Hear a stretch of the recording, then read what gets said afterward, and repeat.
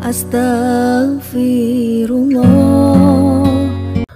Alhamdulillah wassalatu wassalamu ala Rasulillah wa ala alihi wa sahbihi wa mawalah wa la hawla wa la quwwata illa billahi wa ba'du. Alhamdulillah, segala puja dan puji hanya milik Allah subhanahu wa ta'ala. Salawat dan juga salam kita aturkan kepada Rasul kita Nabi besar Muhammad sallallahu alaihi wa ala alihi wasallam.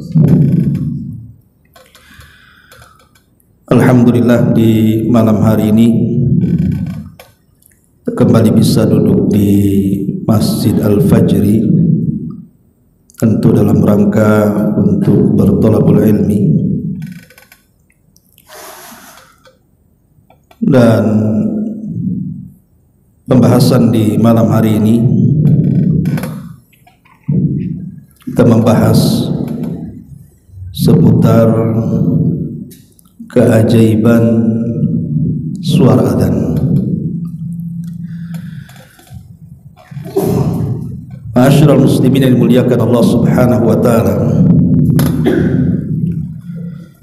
suara adzan ini bukan suara biasa, karena disebutkan oleh para ulama bahwa suara adzan itu terkandung akidah kaum muslimin dan juga keimanan kaum muslimin. Makanya kalau kita melihat bagaimana sikap Nabi sallallahu alaihi wasallam ketika mendengar suara adzan, diceritakan oleh Ummul Mukminin Aisyah radhiyallahu anha, Nabi sallallahu alaihi wasallam itu kalau mendengar suara adzan maka seolah-olah dia tidak mengenal istri-istri, karena langsung keluar menuju panggilan adzan. Bahkan dikisahkan dalam riwayat yang lain, Nabi SAW terbiasa tidur separuh malam atau 2/3 malam dan bangun di akhir malam. Kemudian Nabi SAW terkadang berbaring sejenak, tapi kalau dia mendengar suara adzan subuh maka beliau seolah-olah terperanjat kemudian langsung menuju suara adzan. Itulah petunjuk Nabi SAW, karena kita tahu bahwa suara adzan itu bukan suara biasa.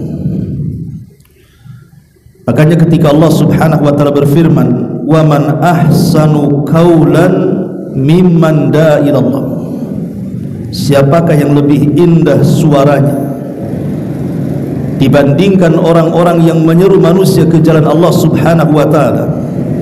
Ahli tafsir mengatakan bahwa ayat ini turun kepada para muadzin, kepada orang-orang yang menyuarakan adzan, bahwa tidak ada suara yang lebih indah dibandingkan mereka. Maksudnya di sisi Allah subhanahu wa ta'ala ya. Kalau di sisi manusia macam-macam, ada yang suka dengan adzan, ada yang tidak suka, kan begitu. Kadang-kadang ada yang mengeritik pula, ngapain orang itu jadi muadzin, suaranya falas katanya. Mungkin di hadapan manusia, tapi di hadapan Allah subhanahu wa ta'ala suara para muadzin itu adalah ahsanu qaulan, seindah-indah suara. Ma'asyiral muslimin yang dimuliakan Allah subhanahu wa ta'ala, Al-Imam Al-Qurtubi rahimahullahu ta'ala yang menukilkan oleh Al-Hafidh Ibn Hajar Al-Asqalani, beliau mengatakan bahwa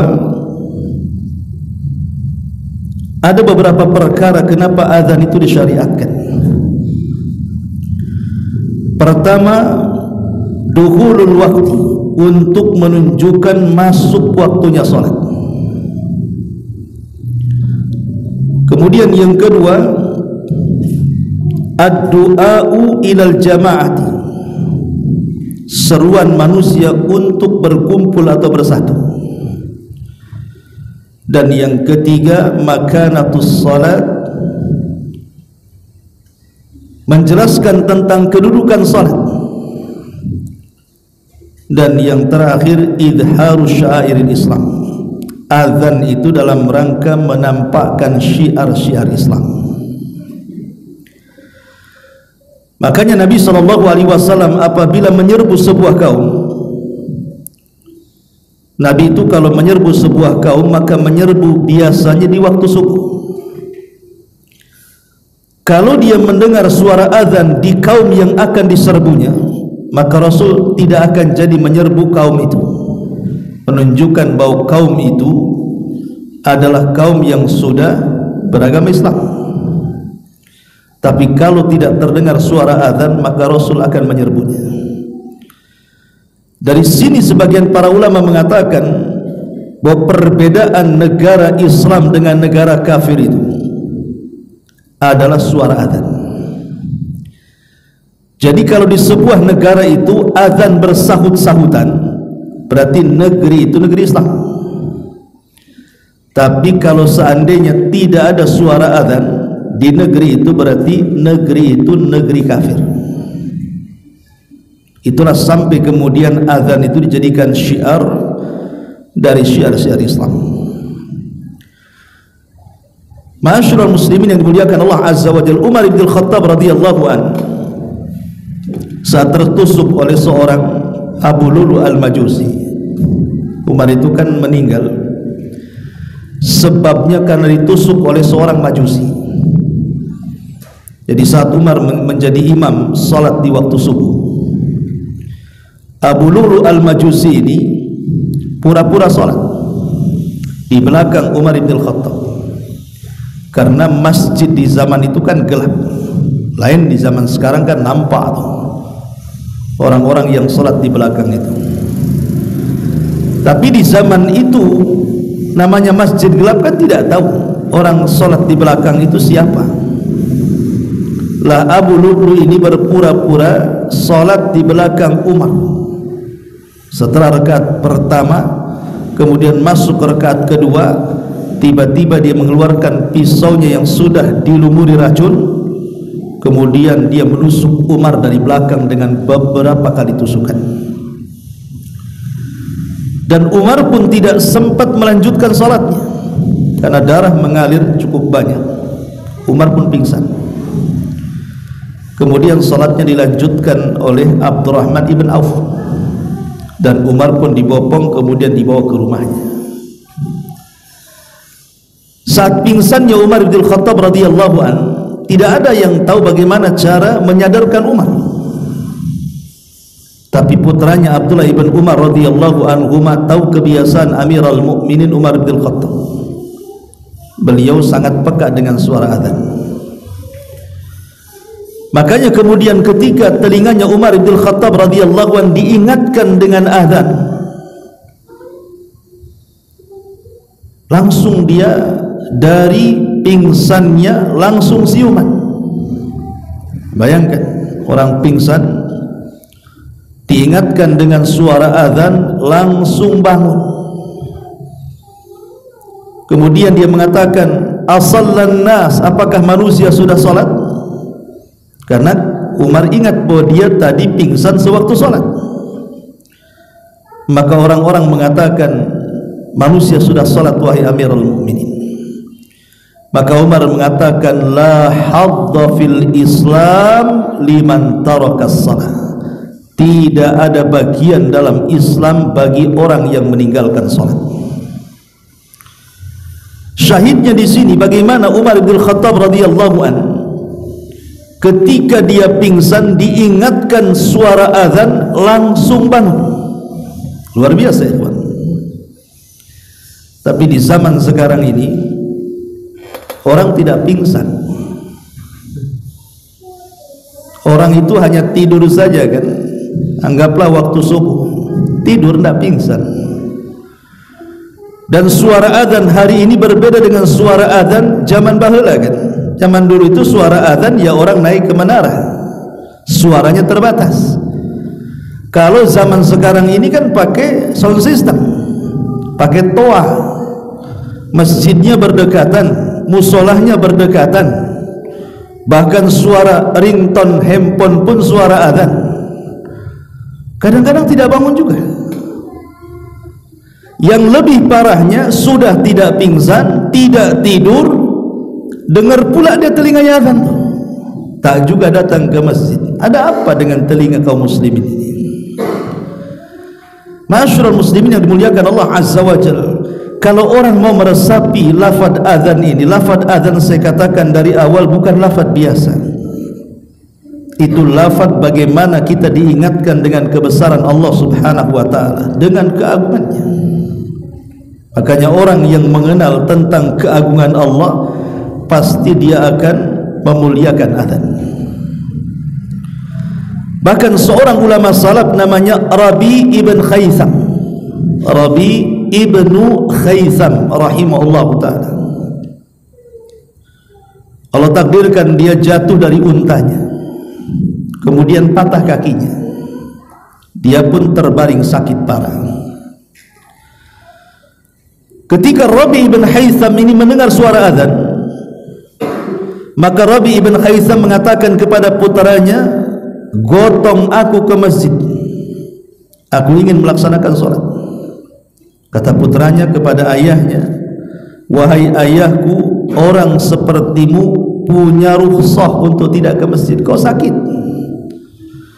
punya keringanan, tidak usah ke masjid. Orang sakit itu kan boleh tidak berjamaah, sholat di rumah sajalah. Tapi Rabi ibn Khaisam marah kepada anaknya dan mengatakan, tidakkah kau mendengar suara muadzin itu, hayya 'alas salat, hayya 'alal falah, mari kita salat, mari kita menang. Salahkah saya ingin menang bersama kaum muslimin? Gotong aku ke masjid. Maka anaknya pun menggotong Rabi ibn Khaisam, kemudian diletakkan di saf pertama, kemudian baru saja mendapatkan satu rakaat, ketika sujud Allah takdirkan tidak bangun lagi, alias meninggal di rakaat pertama, meninggal husnul khatimah. Rabi ibn Khaisam rahimahullah ta'ala. Bahkan Fudail ibn Iyad rahimahullah ta'ala apabila mendengar suara azan bakah, dia selalu menangis.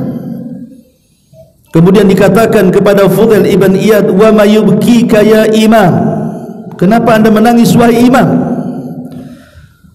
Maka Fudail ibn Iyad rahimahullah ta'ala mengatakan, aku teringat dengan kelak panggilan Allah pada hari kiamat. Begitulah para ulama salaf ketika mendengar suara azan. Ma'asyiral muslimin yang dimuliakan Allah Subhanahu wa ta'ala, ada beberapa sunnah yang ingin saya jelaskan kepada antum semuanya, khususnya bagi orang-orang yang mendengar suara azan, yang terkadang sunnah ini dilupakan.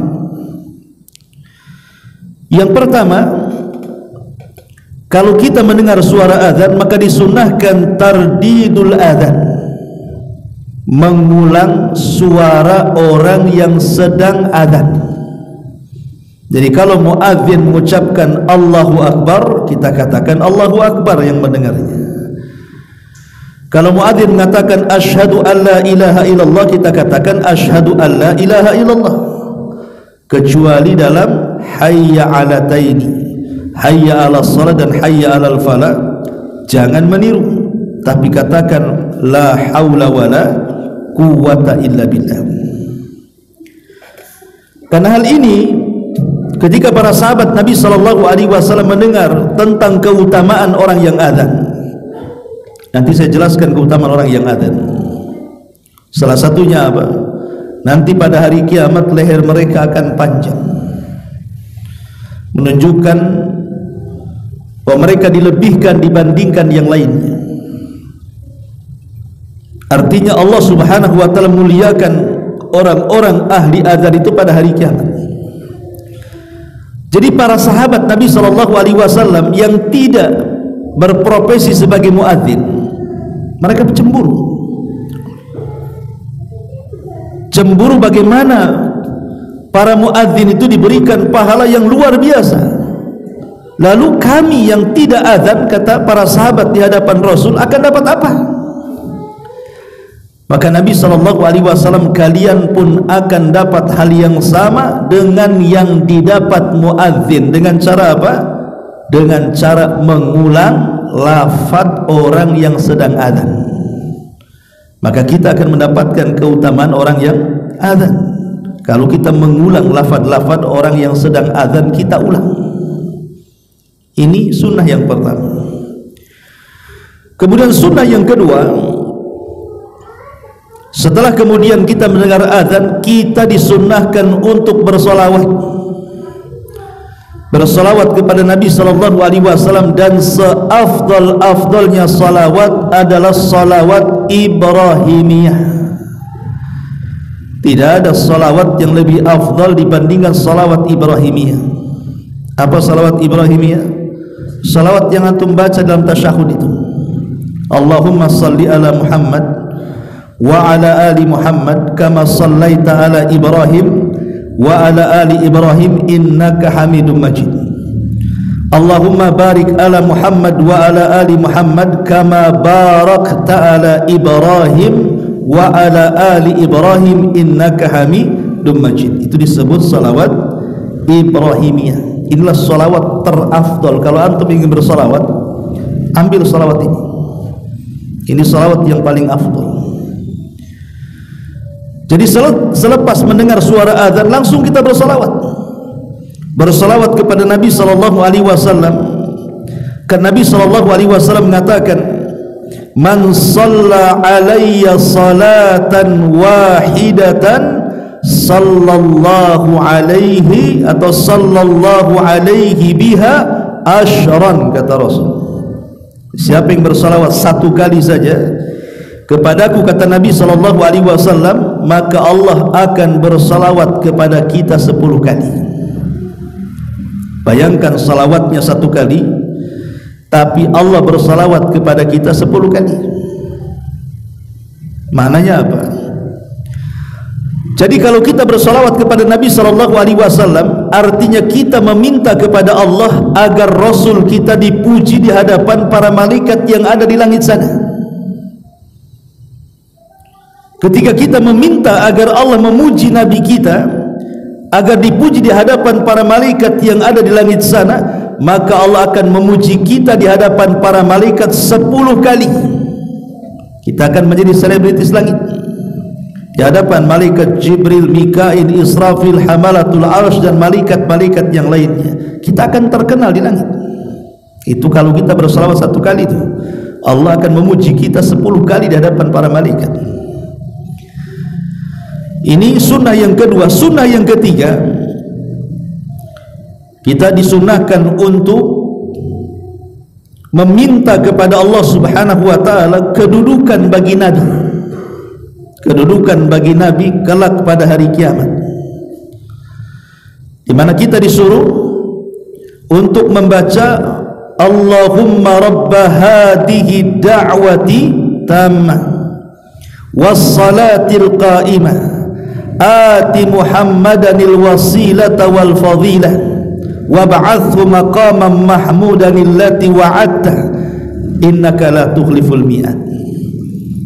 Ini doa di mana kita meminta kepada Allah Subhanahu wa taala kedudukan yang mulia bagi nabi kita. Dan siapa yang membaca kalimat ini atau doa ini, apa kata Nabi SAW?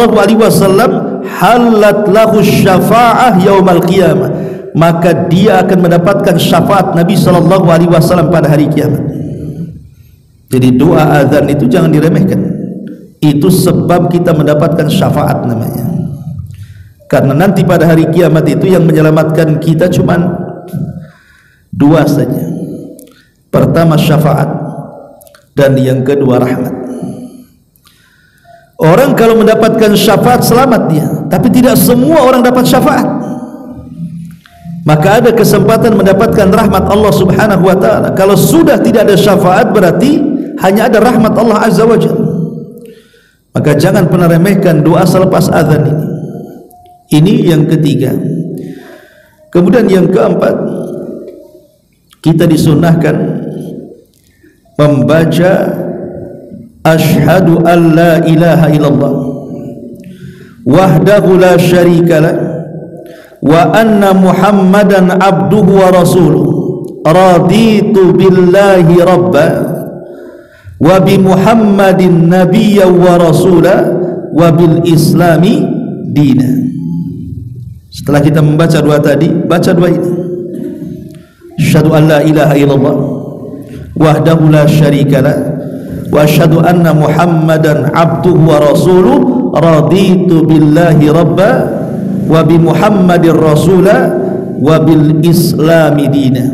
Siapa yang membaca doa ini atau zikir ini, apa kata Rasul, ghufira lahu dzambu, maka dosa-dosanya akan diampuni. Lihat, hanya membaca doa ini selepas azan saja bisa menjadikan dosa kita diampuni, ikhwan. Berarti fadilah orang setelah azan ini banyak, ikhwan. Banyak sekali kan begitu. Dia akan dipuji oleh Allah Subhanahu wa taala 10 kali dengan salawat kita kepada Nabi. Kita akan mendapatkan syafaat Nabi sallallahu alaihi wasallam pada hari kiamat. Dosa-dosa kita pula akan diampuni oleh Allah Subhanahu wa taala. Dan yang terakhir, yang kelima, kita bisa berdoa sesuka hati kita karena kita berada di waktu yang mustajab doa. Karena di antara azan dan qomat itu waktu mustajab doa, ikhwan. Kata Nabi SAW, ketika ada seorang laki-laki bertanya, ya Rasulullah, innal muadzinina yufaddilunana. Wahai Rasul, para muadzin itu mereka mendahului kami tentang keutamaan. Faqala an-nabiy sallallahu alaihi wasallam, maka Rasul mengatakan, qul kama yaqulun fa idzan tahaita fasal tu'tah, kata Rasul. Katakan persis seperti yang dikatakan muadzin, apabila selesai azan mintalah sesuka hati kamu, maka Allah pasti akan mengijabah doa-doamu. Karena di antara waktu yang sangat mustajab adalah di antara dua azan, maksudnya azan dan qomat.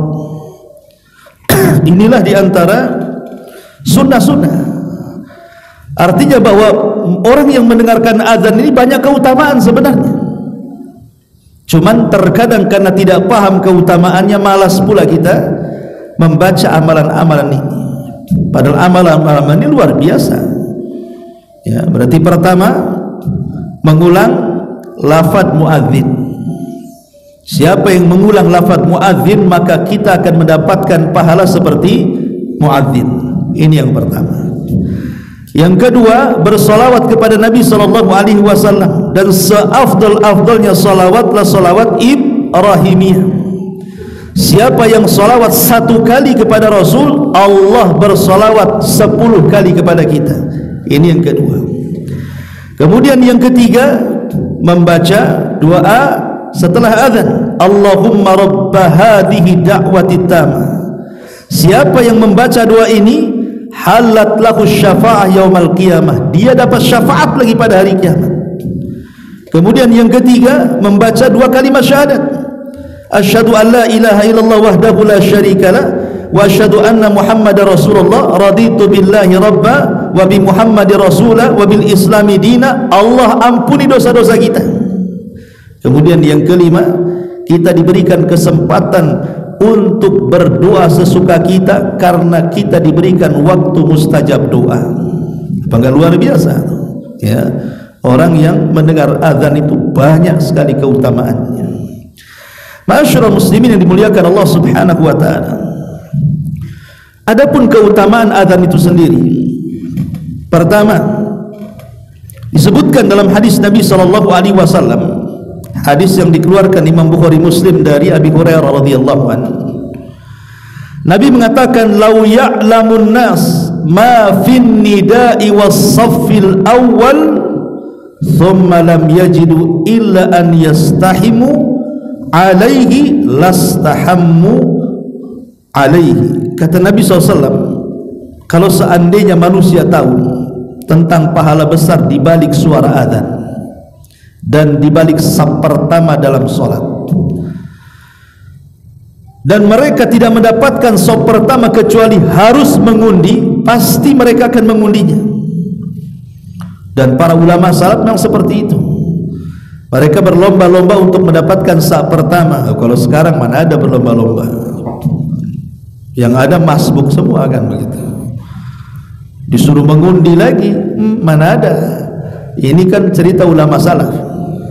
Makanya Rabi ibn Haytham yang tadi saya kisahkan biografinya sedikit, itu 40 tahun dia sudah di saf pertama sebelum azan dikumandangkan sampai meninggal. Rabi ibn Haytham itu rahimahullah ta'ala, ya. Kemudian yang kedua, muadzin itu dia akan mendapatkan pahala orang yang solat dalam masjid itu. Jadi sebanyak orang yang solat di masjid itu, maka pahala mereka akan diberikan kepada tukang azan tanpa mengurangi pahala orang solat sedikit pun.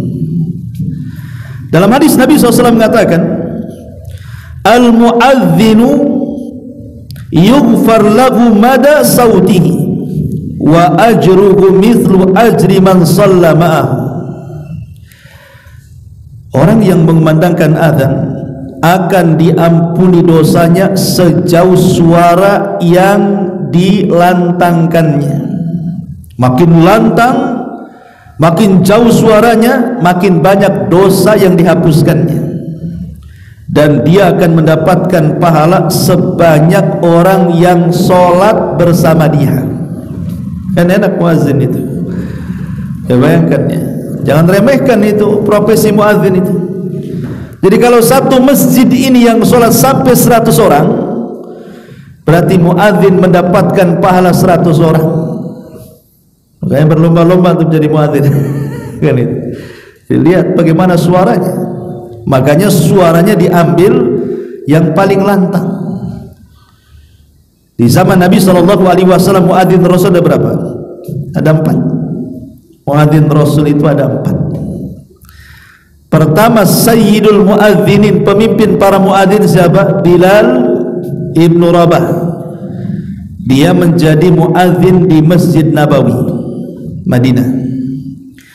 Kemudian yang kedua, Abdullah ibnu Ummi Maktum, orangnya buta, tapi dia pakar Quran. Abdullah ibnu Ummi Maktum itu orang buta pakar Quran, tetapi dimuliakan karena memiliki suara. Dia menjadi wakil Bilal dan menjadi muadzin di Masjid Nabawi. Kemudian yang ketiga, Abu Mahdhurah. Abu Mahdhurah itu sahabat yang diajarkan lafaz taswib, as-salatu khairun minan naum, ketika azan subuh. Itu namanya Abu Mahdhurah. Dia seorang muadzin di zaman Rasul, dan Rasul menempatkan untuk menjadi muadzin di Masjidil Haram di Mekah. Kemudian yang keempat ada namanya Sa'ad Al-Qaradi. Sa'ad Al-Qaradi ini mantan budak yang dimerdekakan oleh Ammar ibn Yasir. Dan Ammar ibn Yasir ini keluarganya adalah orang yang mati syahid pertama dalam Islam. Ibunya Sumayyah dan ayahnya Yasir dibunuh Abu Jahal, dan kedua orang tuanya adalah orang yang pertama syahid dalam Islam. Putranya namanya Ammar, punya budak yang dimerdekakan namanya Sa'ad Al-Qaradi. Nah, Sa'ad Al-Qaradi ini dijadikan muadzin oleh Nabi SAW di Masjid Quba, dan Masjid Quba itu masjid yang pertama dibangun Nabi sebelum membangun Masjid Nabawi. Rasul hijrah dari Mekah ke Madinah, singgah di Quba. Kemudian Rasul membangun Masjid Quba, itulah masjid yang pertama dibangun. Kemudian setelah 3 hari Nabi sudah hanya meletakkan pondasinya, kemudian dilanjutkan oleh penduduk Quba, baru Rasul kemudian pindah ke kota, kemudian membangun Masjid Nabawi. Nah, di Masjid Quba ini Nabi SAW meletakkan Sa'ad Al-Qaradi menjadi muadzin. dan empat-empatnya memiliki suara lantang. Bilal ibn Rabah, Abdullah ibn Ummi Maktum, Abi Mahdhurah, dan Sa'd al-Qaradi maula Ammar ibn Yasir radhiyallahu anhu. Inilah para muadzin di zaman Nabi sallallahu alaihi wasallam, tapi yang terkenal adalah Bilal ibn Rabah. Makanya sampai hari ini kalau muadzin hilang bukan disebut namanya, mana Bilalnya katanya. Kok tak ada Bilal di sini? Padahal namanya Udin, tapi dipanggil Bilal karena dia adalah pemimpin para muadzin. Bilal ibn Rabah radhiyallahu anhu. Kemudian yang ketiga, bahwa muadzin itu yughfar lahu mada sautihi. Jadi kalau dia yang nomor 2 mendapatkan pahala orang yang solat bersama dia, maka yang ketiga dia akan diampuni dosanya sejauh suaranya. Dan yang keempat, orang yang muadzin itu lehernya akan dipanjangkan pada hari kiamat. Maksudnya bukan lehernya kayak jerapah begitu, tidak. Ini sebuah kinayah bahwa dia diberikan kedudukan tinggi pada hari kiamat. Karena muadzin itu kan harus mengeluarkan suara. Terkadang saking melengkingnya suara, urat lehernya sampai mau patah kan itu ya. Makanya kemudian diunggulkan pada hari kiamat, kata Rasul, al-muadzinuna atwalun nas a'naqan yaumal qiyamah. Para muadzin itu adalah manusia-manusia yang paling panjang lehernya pada hari kiamat. Ada sebagian para ulama mentafsirkan ya memang panjang lehernya supaya mereka tidak tenggelam dengan keringat. Jadi kan nanti pada hari kiamat matahari didekatkan tuh. Kemudian ada yang tenggelam keringatnya satu lutut, ada yang satu pusar, ada yang satu dada gitu ya. Lah para muadzin kepala mereka tidak akan tenggelam karena lehernya panjang. Ada juga yang mengartikan secara hakikat. Tapi ada juga yang mengatakan bukan secara hakikat, maksudnya leher panjang pada hari kiamat itu maksudnya kedudukan yang tinggi pada hari kiamat yang tidak diberikan kecuali kepada para muadzin. Kemudian yang kelima, setiap yang mendengar muadzin maka mereka akan menyaksikan keutamaan yang luar biasa. Karena yang mendengar suara azan kan bukan manusia saja. Yang mendengar suara azan itu jin juga dengar, hewan juga dengar kan gitu. Makhluk-makhluk di sekitar masjid itu kan dengar. Dalam sebuah hadis Nabi SAW mengatakan, disebutkan dari Al-Mazini dari bapaknya, dia menghabarkan bahwa Abu Sa'id Al-Khudri radhiyallahu an berkata kepadanya, inni araka tuhibbul ghanama wal badiyah. Aku lihat engkau suka dengan kambing dan suka dengan al-badiyah, maksudnya gurun-gurun pasir. Fa idza kunta fi ghanamika, kalau engkau berada di kambing-kambingmu atau berada di padang pasirmu, maka kata Nabi SAW, fa'adzanta bis salati farfa sautak, azanlah walaupun sendirian, angkat suaramu ya. Kenapa? Kata Nabi SAW, fa innahu la yasma'u mada sautil muadzin jinnun wala insun wala syai'un illa syahida lahu yaumal qiyamah. Maka tidaklah suara muadzin yang melengking yang didengar oleh kalangan jin, oleh manusia, oleh binatang, oleh apapun dari makhluk-makhluk Allah yang ada di sekitarnya, kecuali mereka kelak akan menjadi saksi di hadapan Allah pada hari kiamat. Luar biasa ya. Semua akan menyaksikan dia. Jadi para muadzin ini luar biasa pahala mereka, karena yang menyaksikan di hadapan Allah itu bukan manusia saja, jin akan menyaksikan dia, kemudian binatang-binatang akan bersaksi untuk dia, bahkan makhluk-makhluk yang lainnya pun akan bersaksi untuk dia. Termasuk juga suara muadzin ini memiliki kekuatan karena sanggup mengusir setan ya. Walaupun mungkin yang muadzin ini sudah tua, sudah renta, tak sanggup jalan, mungkin didorong saja jatuh, tapi ketika dia azan, maka suara azannya itu memiliki kekuatan yang luar biasa, bisa menghantam syaitan. Makanya dalam sebuah hadis Rasul mengatakan, idza nudiya lis-salati adbar asy-syaitan wala huduratun hatta la yusma'ul adzan. Apabila dikumandangkan azan, maka syaitan akan lari terbirit-birit sambil mengeluarkan durat. Durat itu kentut yang meledak, itu namanya durat. Kalau kentut yang tak bersuara namanya fusah dalam bahasa Arab.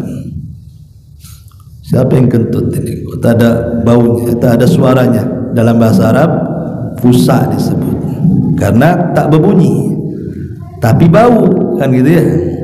Tapi kalau terdengar ledakan, itu disebut durat namanya. Dan biasanya orang yang kentut sambil mengeluarkan suara ledakan itu karena ketakutan yang bersangatan, ikhwan. Orang kalau bertakutan bersangatan itu bisa kentut. Lah setan itu saking takutnya dengan suara azan itu sampai lari terkentut-kentut, gitu maksudnya, dengan suara azan itu. Makanya kata Nabi mengatakan wala huduratun. Sampai mana setan lari? Sampai tidak dengar lagi suara muadzin. Tak sampai mana? Artinya kalau sampai suara muadzin lewat corong sini sampai ke mana itu, sampai ke Tiban dari sini, ya sampai Tiban sana lah dia lari. Pokoknya sampai betul-betul nggak dengar lagi. Masalahnya kan suara muadzin di mana-mana, apakah setan? Stres tuh setan. Dia dengar suara sini, lari ke sana, dengar pula suara adzan di sana. Ya, kemana? Terpaksa dia lari ke hutan Jabal Uhud sana, biar nggak dengar. Ya. Artinya bahwa bagaimana setan ini takutnya dengan suara adzan. Tapi faida qudiyal adzan, kalau selesai muadzin mengumandangkan adzan, akbal, datang lagi dia, nah kapok-kapok. Ya. Faida thuwiba biha adbar, kalau komat lari lagi dia. Tapi kalau selesai komat, datang lagi dia. Mulailah dia mengganggu orang sholat ini. Dengan cara apa? Udhkur kadha, udhkur kadha, kata. Ingat ini, ingat itu. Jadi ketika orang ini sebelum sholat, dia meletakkan dompet, kunci atau yang semacamnya, kemudian dia cari sana sini tak ketemu. Ketika sholat ketemu pula dia. Oh iya tadi di sana. Oh iya tadi di situ. Itu namanya udhkur kadza, udhkur kadza. Supaya kita tidak fokus lagi dengan salatnya, kan. Ingat dengan dompetnya, ingat dengan tasnya, ingat dengan uang yang disimpannya, dan begitu seterusnya. Tapi dari sini kita tahu bahwa suara azan itu memiliki kekuatan karena bisa menampar syaitan. Ma'asyiral muslimin yang dimuliakan Allah Azza wa Jalla, lebih daripada itu, bahwa azan ini adalah wasilah orang itu akan dijauhkan dari neraka. Makanya dalam sebuah hadis Nabi SAW mengatakan, ketika Nabi mendengar ada seorang laki-laki yang sedang memandangkan azan, ya Rasul berjalan di padang pasir, ada pula orang yang sedang azan. Jadi azan itu tidak mesti di masjid, gitu maksudnya. Jadi kalau antum mamanya punya kebun, sedang berada di kebun, gitu ya, datang waktu sholat, nggak apa-apa antum azan aja di hutan itu, Allahu Akbar, Allahu Akbar, gitu. Tentu datang semua tuh. Tak apa yang datang. Tapi di sini disunahkan walaupun sendiri di tengah hutan, tidak apa-apa azan aja. Karena tidak mesti harus orang di masjid, ya kan? Walaupun sendirian, azan sendiri, qomat sendiri, sholat sendiri. Sebenarnya tidak sendiri, itu ada jin juga ikut di situ. Cuman antum tak tahu juga, atau malaikat di situ, kan? Jadi Nabi SAW itu mendengar ada seorang laki-laki sedang memandangkan azan dari kejauhan. Allahu Akbar, Allahu Akbar. Maka Rasul mengatakan alal fitrah, dia berada di atas fitrah. Kemudian ketika muadzin ini mengucapkan asyhadu an la ilaha illallah wa asyhadu anna Muhammadar Rasulullah, maka Rasul mengatakan kharajta minan nar, engkau wahai muadzin telah keluar dari panasnya api neraka.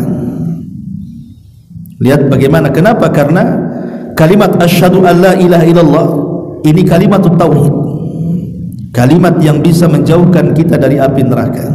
Makanya Rasul mengatakan bukan hanya keluar dari fitrah, tapi engkau juga keluar dari api neraka. Ma'asyiral muslimin yang dimuliakan Allah Subhanahu wa taala. Tetapi apakah semua salat itu ada azan? Kan tidak. Jadi azan itu hanya berlaku pada salat 5 waktu, kemudian salat Jumat saja. Ingat ya, azan itu hanya berlaku di salat 5 waktu: zuhur, asar, maghrib, isya, subuh, dan salat Jumat. Adapun salat-salat sunnah yang lainnya tidak ada azannya. Pamannya salat jenazah nggak ada azan, salat id nggak ada azan, salat istisqa nggak ada azan, salat duha nggak ada azan. Salat-salat sunnah itu tak ada azan. Ada di sana panggilan lain, tapi bukan seperti lafaz azan. Seperti namanya kalimat as-salatul jami'ah. As-salatul jami'ah yang Nabi SAW isyaratkan dalam salat gerhana. Jadi kalau seandainya ada gerhana, maka muadzin langsung ambil mic, kemudian memanggil orang dengan kalimat as-salatul jami'ah. Ambil mic, as-salatul jami'ah. Nanti orang datang. Itu ketika terjadi gerhana, bukan azan. Ya, itu pengganti azan seperti itu. Jadi azan itu hanya berlaku di salat 5 waktu dan salat Jumat saja. Baik, ma'asyiral muslimin yang dimuliakan Allah Azza wa Jalla, sedikit kita akan bicara soal al-athar al-imaniyah, pengaruh-pengaruh keimanan dalam lafaz azannya. Dalam lafaz azan itu, ikhwatul fillah dimuliakan Allah Azza wa Jalla, kita tahu bahwa orang yang azan itu kan memulai dengan takbir, Allahu Akbar, Allahu Akbar. Umar bin Khattab radhiyallahu anhu mengatakan, qaulul abdi Allahu Akbar khairun minad dunya wa ma fiha. Kata Umar bin Khattab radhiyallahu anhu, ucapan seorang hamba ketika mengucapkan Allahu Akbar itu lebih baik daripada dunia dan isinya. Jadi kalimat Allahu Akbar ini bukan kalimat biasa, ya kawan. Karena itu kalimat mengecilkan kita di hadapan Allah, bahwa Allah itu besar, kita ini kecil. Logika, antum naik pesawat di Hang Nadim sini, pesawat ini kan naik ke atas tuh, antum duduk di sebelah jendela pesawat, antum tengoklah ke bawah tuh. Kita lihat bandara yang begitu besar, ketika kita masuk kan, pesawat naik sedikit saja bandara makin mengecil tuh. Makin mengecil kan itu. Bahkan Pulau Batam saja, kalau pesawat makin naik ke langit, makin kecil pula Pulau Batam itu. Bahkan makin tinggi makin gak kelihatan. Lah kalau pulau sebesar Pulau Batam saja, ketika kita melihat dari ketinggian makin kecil, macam mana pulau sebesar itu makin kecil kalau dipandang dari ketinggian, macam mana kita pula yang ada di situ tuh? Makin tak nampak lah. Lah kalau itu terjadi, bahwa kita ini kecil di hadapan pesawat yang meninggi ke langit, bagaimana Allah Subhanahu wa taala? Allahu Akbar.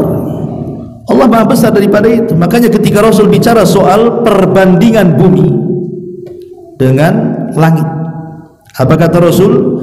Seperti antum melempar cincin ke padang pasir. Cincin itu buminya, padang pasir itu langitnya.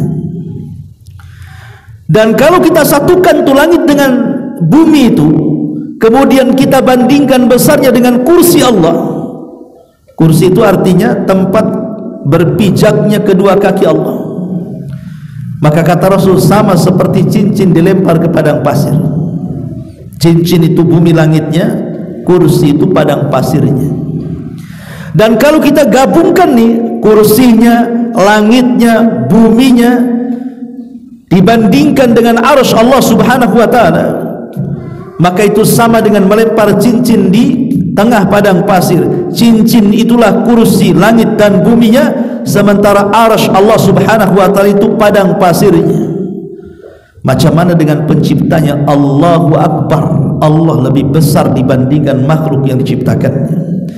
Jadi kalimat Allahu Akbar ini bukan kalimat biasa. Makanya ketika kemudian kita mengucapkan Allahu Akbar dalam azan itu, setan menjadi kecil kan, bahkan lari karena ketakutan. Bahkan kalimat itulah yang menyemangati para mujahidin di zaman para salaf. Para sahabat Nabi SAW kalau mereka berjihad untuk membesarkan mereka dan menganggap lemah musuh, maka mereka akan bertakbir Allahu Akbar. Dengan kalimat itulah serasa mereka dapat kekuatan. Allahu Akbar. Tapi untuk jihad, demo Allahu Akbar. Jadi maksudnya berjihad di jalan Allah Subhanahu wa taala. Kan ini repot di negeri kita ini. Ada orang demo, yang pro, yang kontra demo juga. Sama-sama Allahu Akbar pula satu.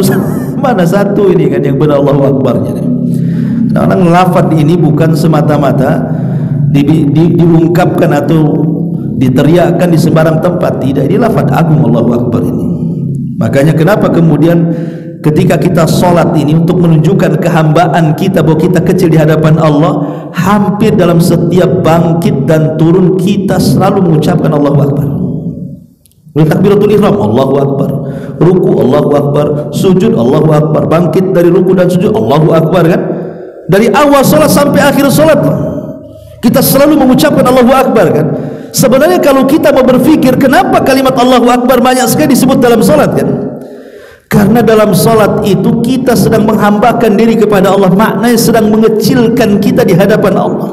Allah itu besar, sehingga makin khusyuk lagi kita ketika sholat kalau memaknai makna atau memahami makna Allahu Akbar itu. Ma'asyiral muslimin yang dimuliakan Allah Azza wa Jalla, makanya kalimat Allahu Akbar itu banyak disyariatkan dalam Islam di beberapa tempat. Seperti umpamanya ketika kita melihat hilal di bulan Ramadan, umpamanya besok mau puasa, pemerintah sedang melihat hilal, apakah terlihat atau tidak. Kalau seandainya terlihat, apa kata Rasul? Kita disunnahkan untuk bertakbir dan berdoa Allahu Akbar, Allahumma ahillahu alaina bil amni wal iman wassalamati wal islam wat taufiq lima tuhibbu wa tarda rabbuna wa rabbuka Allah. Itulah doanya kalau kita mau masuk Ramadan kan, tapi di awal dengan takbir ya. Kemudian juga ketika kita masuk di bulan Dzulhijjah, ntar lagi kita masuk bulan Dzulhijjah, sekarang kan udah akhir Syawal nih. Setelah Syawal, Dzulqa'dah. Setelah Dzulqa'dah masuk Dzulhijjah. Lah di 10 awal bulan Dzulhijjah itu disunnahkan kita banyak bertakbir. Sudah mulai bertakbir itu kayak takbir lebaran, Allahu Akbar, Allahu Akbar, Allahu Akbar, la ilaha illallah, Allahu Akbar, Allahu Akbar, walillahil hamd. Nah, itu sudah mulai disunnahkan di awal Dzulhijjah sampai di 10 awal Dzulhijjah, 10 hari sudah akan bertakbir ya. Ataupun ketika Idul Fitri, Idul Adha, di malam hari Idul Fitri, Idul Adha, kita disuruh bertakbir. Bahkan ketika kemudian kita sedang berjalan, kemudian kita perjalanan itu menanjak, maka kita disunahkan bertakbir kan Allahu Akbar. Kalau menurut subhanallah kan begitu. Termasuk juga kalau kita sedang menyembelih kurban, maka kita disuruh untuk bertakbir juga bismillahi Allahu Akbar. Orang yang tawaf ketika memulai tawaf dari Hajar Aswad juga disunahkan bismillahi Allahu Akbar. Dan banyak tempat-tempat kita disunahkan untuk bertakbir. Bahkan ketika melihat kebakaran saja, kebakaran, kalau ada rumah kebakaran, maka kita disunahkan bertakbir Allahu Akbar ya. Kata Nabi SAW dalam sebuah hadis, apa kata Nabi SAW? Idza ra'aitumul hariq fakabbiru fa inna takbir yudfihu. Kalau engkau melihat ada rumah kebakaran, maka bertakbir ya, sambil pakai air lah, takbir aja ya, enggak padam-padam airnya apinya kan itu, maksudnya sambil nyiram ke tempat api itu sambil bertakbir, karena takbir itu terkadang bisa memadamkan. Jadi kalau rumah kebakaran gitu ya, sambil bertakbir itu sambil dipadamkan dengan air, maka itu bisa memadamkan kata Nabi ya. Ma'asyiral muslimin yang dimuliakan Allah Subhanahu wa taala, Kemudian dalam azan juga ada namanya lafaz syahadatain, lafaz tauhid, asyhadu an la ilaha illallah wa asyhadu anna muhammadar rasulullah. Lafaz tauhid ma'ruf, ya. Kalimat la ilaha illallah ini bukan kalimat biasa, ikhwan, tapi kalimat yang menyebabkan akhir seseorang kalau melafadzkan kalimat itu dijamin masuk surga. Man kana akhiru kalamihi la ilaha illallah dakhulal jannah. Siapa yang akhir ucapannya kalimat la ilaha illallah dijamin masuk surga. Kan itu tanda husnul khatimah. Jadi kalimat la ilaha illallah luar biasa. Sampai-sampai disebutkan dalam perkataan yang indah dari Al-Imam Ibnu Qayyim rahimahullahu taala. Apa kata beliau? Ma dufi'at syada'idud dunya bimithli tauhid wa da'watu dhinnun allati ma da'a biha maqrubun illa farrajallahu qurbahu bit tauhid. Tidaklah kesulitan-kesulitan dunia bisa dihadapi seperti menghadapi kesulitan itu dengan tauhid. Dan dengan doanya Nabi Yunus alaihi salatu wassalam, di mana seseorang berdoa dengan doanya Nabi Yunus dalam kondisi sulit, pasti Allah Subhanahu wa taala akan lapangkan keadaannya. Orang yang bertauhid itu, ikhwan, tidak akan susah hidupnya. Kenapa orang itu bisa susah menghadapi masalah? Karena tidak ada tauhid dalam hatinya. Contoh saja umpamanya, salah satu bentuk tauhid adalah tawakal.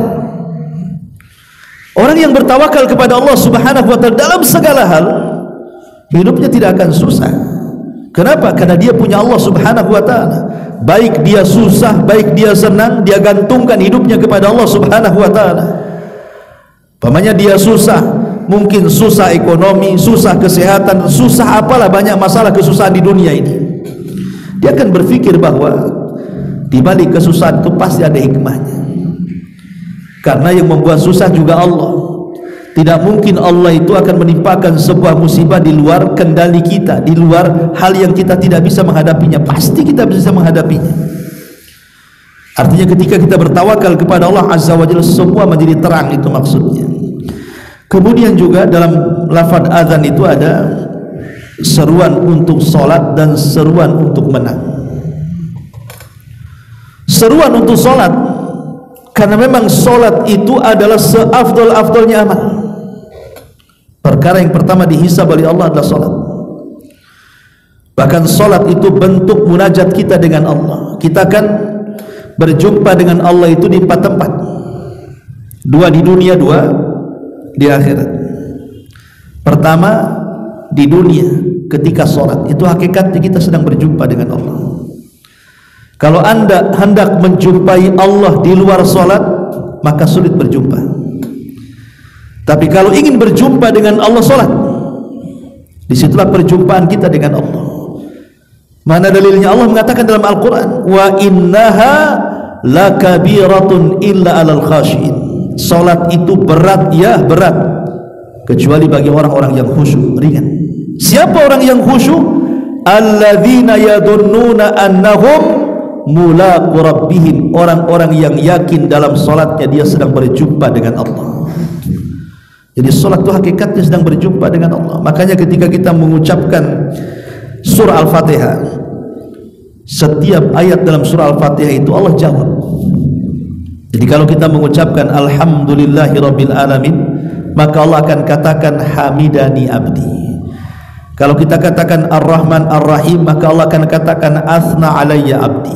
Kalau kita katakan Maliki Yaumiddin, Allah katakan majjadani abdi. Kalau kita katakan iyyaka na'budu wa iyyaka nasta'in, maka Allah katakan hadza baini wa baina abdi wa li abdi ma sa'al, dan begitu seterusnya. Jadi setiap lafaz itu ada jawabannya itu. Seolah-olah kita sedang berdialog dengan Allah dalam salat kita itu. Makanya salat itu pertemuan kita dengan Allah. Disitulah kita bisa mengadukan semua perkara kita dengan Allah Subhanahu wa taala.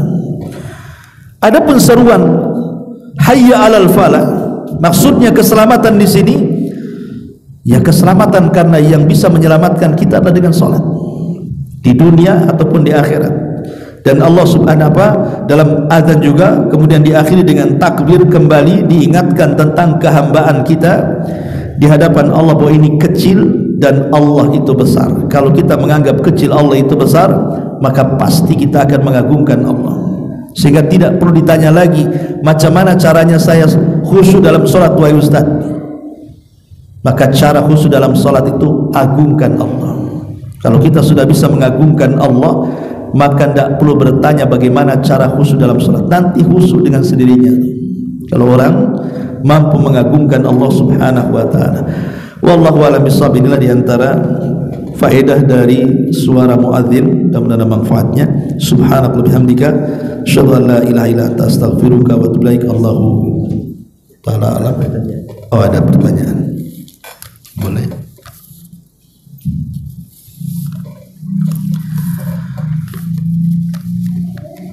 Bismillahirrahmanirrahim. Izin bertanya Ustaz ya, tapi di luar tema. Pertanyaannya, mana lebih afdol saat kita mau sujud pada saat kita sholat? Apakah yang turun duluan lutut kita ataukah tangan kita? Pertanyaan yang kedua, apakah ada syariat tertentu jika ingin mengikuti manhaj salaf bagi seseorang yang hijrah ke manhaj tersebut? Wallahu a'lam. Ya. Salat ini adalah ibadah yang dilakukan Nabi SAW bukan satu kali. Beda dengan haji. Kalau haji kan Rasul cuma satu kali saja seumur hidup. Hajinya Rasul itu cuma satu kali.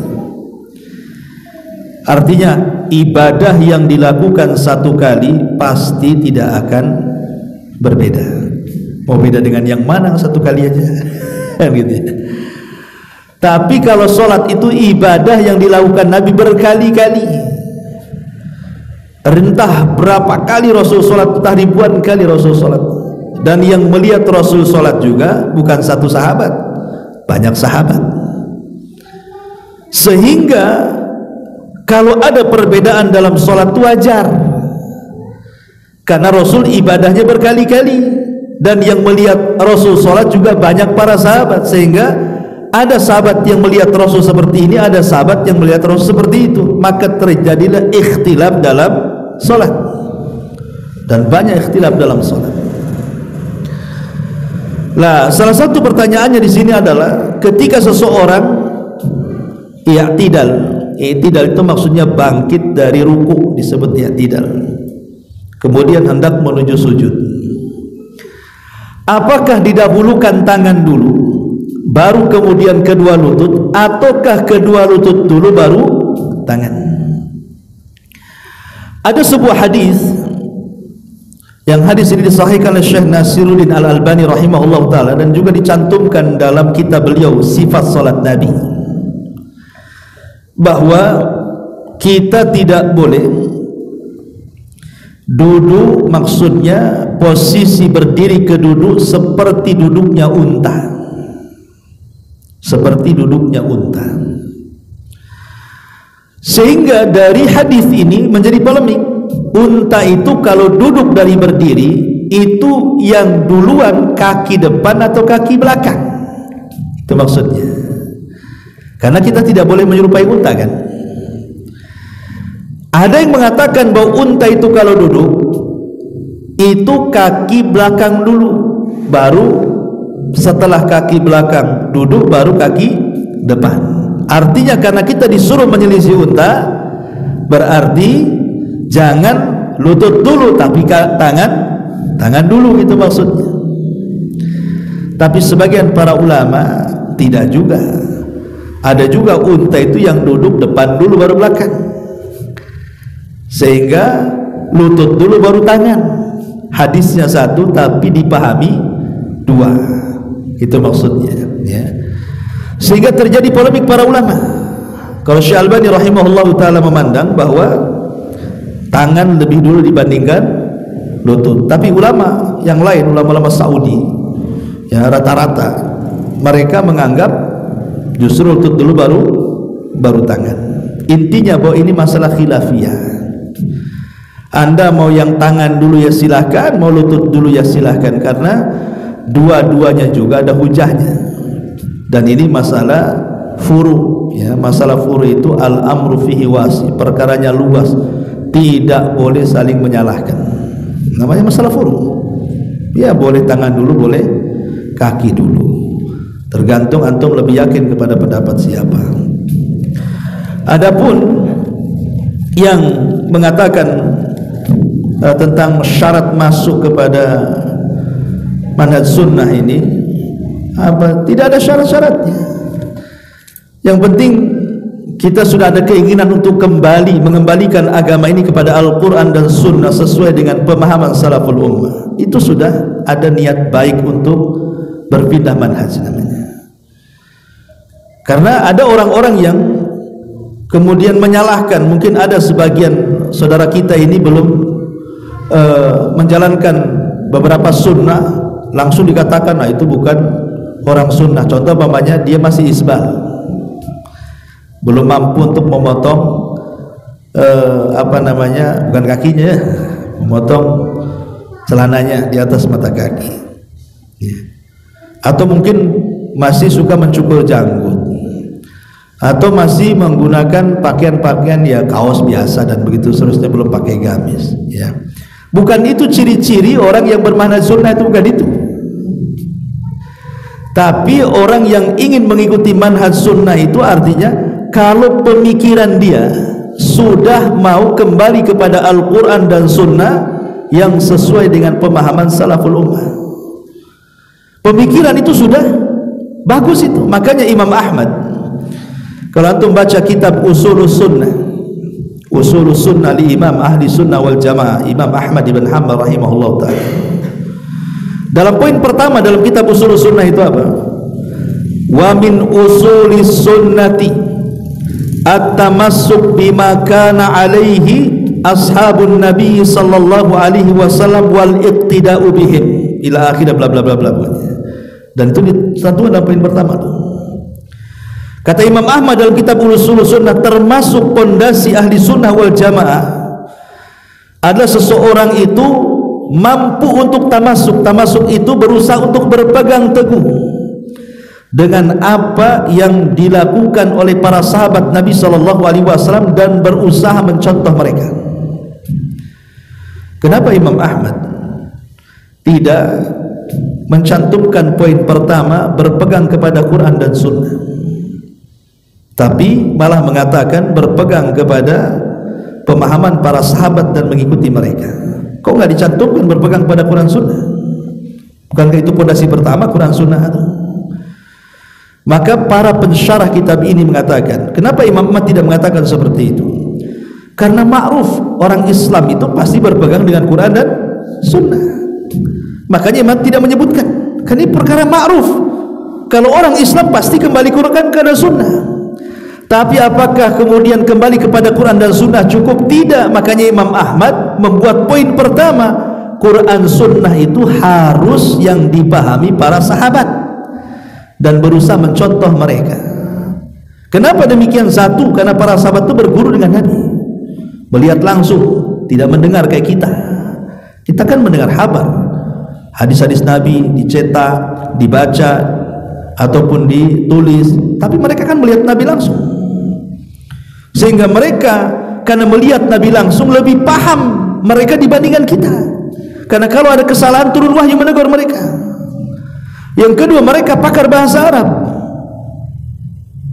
Dan Islam ini berbahasa Arab, Quran bahasa Arab, hadis Nabi bahasa Arab, dan ucapan para sahabat bahasa Arab. Jadi ucapan Rasul langsung paham para sahabat itu. Dan mereka yang menyaksikan langsung turunnya wahyu, di mana wahyu turun, untuk siapa wahyu turun, dalam rangka apa wahyu turun, mereka tahu semuanya. Makanya mereka lah yang paling paham dengan ucapan Nabi dan perbuatan Nabi. Maka kita ikut kepada mereka. Lah Imam Ahmad mengatakan at-tamasuk itu artinya cukup kita ini memiliki pemahaman ingin kembali kepada Quran dan Sunnah sesuai dengan pemahaman salafus ummah, itu sudah dikatakan ahli sunnah wal jamaah. Dan Imam Ahmad tidak mengatakan kalimat at-tamassuk dengan kalimat al-amal. Imam tidak mengatakan al-amal, beramal dengan apa yang dilakukan para sahabat, karena kita tidak sanggup beramal seperti yang diamalkan mereka. Sanggup kita mengamalkan apa yang diamalkan para sahabat? Tidak akan sanggup. Makanya menggunakan kalimat tamasuk cukup mengembalikan perkara itu kepada para sahabat Quran dan Sunnah, itu sudah masuk kepada manhaj Sunnah. Jadi kalau umpamanya ada saudara kita mungkin belum bisa mengangkat celananya di atas mata kaki, mungkin belum sanggup memelihara janggut, mungkin belum bisa pakai gamis, tapi cara berfikirnya ingin mengembalikan Quran dan Sunnah kepada para salaful ummah, berarti dia sudah masuk manhaj salaf. Jangan dicela. Ya. Jadi sebenarnya jangan menjauhkan orang dari manhaj ini. Kadang-kadang ada orang baru ngaji, nampak kayak bukan orang sunnah, ini dijauhi. Antum kumpul-kumpul yang berjanggut semua. Ini Pajero pasukan jenggot Rasul sini katanya. Yang ini enggak, ya, nampaknya bukan orang sunnah. Bukan begitu, ikhwan. Bukan itu ciri-ciri ahli sunnah. Ya, kita doakan saja kalau memang dia belum mengangkat kakinya, mudah-mudahan ya sambil nasihati. Akhi, ini isbal tidak boleh kan gitu. Ini tolonglah pakai pakaian yang syar'i dan begitu seterusnya, nasihati. Tapi kalau sudah dia mau mengembalikan agama kepada pemahaman para sahabat, berarti dia sudah mulai ke manhaj salaf, itu namanya. Ya, rangkul mereka supaya bisa menjalankan lebih banyak lagi sunnah Nabi sallallahu alaihi wasallam. Wallahu a'lam bishawab. Ini yang bisa saya sampaikan. Subhanallah bihamdika, asyhadu an la ilaha illa anta, astaghfiruka wa atubu ilaik. Allahu ta'ala alam. Assalamualaikum warahmatullahi wabarakatuh.